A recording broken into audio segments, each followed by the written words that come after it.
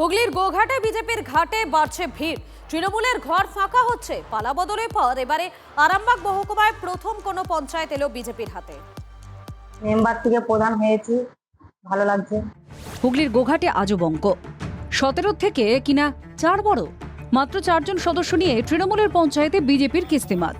গত 3 বছর যাকে কেউ সেভাবে পাত্তাই দিত না, সেই বিজেপি সদস্যই এখন মান্দারণ পঞ্চায়েতের শেষ কথা। নতুন প্রধান সাথী সিং এর সাথী হতে চারপাশে ভিড়। বিধানসভা ভোটে এবার আরামবাগ মহকুমায় 4-4 বিজেপি। গোঘাটে প্রায় 50,000 ভোটে জয় এসেছে, আর সেখানে গোঘাটে পঞ্চায়েতেও খাতা খুলল বিজেপি। তৃণমূলের থেকে যারা কোনো কিছুই পায়নি, কাজ সেখানে পৌঁছায়নি, সেখানে পৌঁছাতে চাই। মান্দারণের অঞ্চলে যে কটা গ্রাম উন্নতি এখনো বাকি আছে, সেই সব জায়গায় উন্নতি হোক। 2023-এর পঞ্চায়েত নির্বাচনে 21 আসনের মান্দারণ পঞ্চায়েতে 17টি আসনে যেতে তৃণমূল, 4টি আসন পায় বিজেপি। এবার বিধানসভা ভোটে এই অঞ্চল থেকে প্রায় 7,000 ভোটের লিড পায় বিজেপি।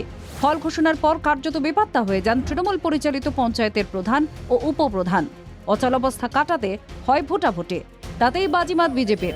বিধানসভা ভোটে বিপর্যয়ের পর তৃণমূল আরও ধাক্কা খেল গোঘাটে। প্রধান যদি না থাকে, সেখানে সব কাজই অসম্পূর্ণ থেকে যাচ্ছে, কাজ গ্রাউন্ড লেভেলে নামানো যাচ্ছে না। তো সেই সূত্রেই আবার নতুন করে আজকে ভোটাভুটির মধ্য দিয়ে ভারতীয় জনতা পার্টির প্রধান নির্বাচিত হয়েছে। তাৎপর্যপূর্ণ বিষয় হলো এলাকার তৃণমূলের একাংশ বলছে এমনটা হওয়ারই ছিল। যাদের দ্বারা মানুষ পরিষেবা পাবে সেটাই হলো আসল কথা।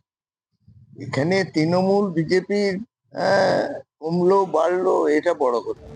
গোঘাটের 16টি অঞ্চলের মধ্যে মান্দারণ দিয়ে বিজেপি পঞ্চায়েত স্তরে বৌনি করল। এবার কি সেই ধাঁচেই পঞ্চায়েত সমিতিতে উঠবে পদ্ম পতাকা? গোঘাটের বিজেপির ঘাটে যেভাবে ভিড় বাড়ছে তা বেশ ইঙ্গিতবাহী। আরামবাগ থেকে তন্ময় বৈরাগীর রিপোর্ট, TV9 বাংলা।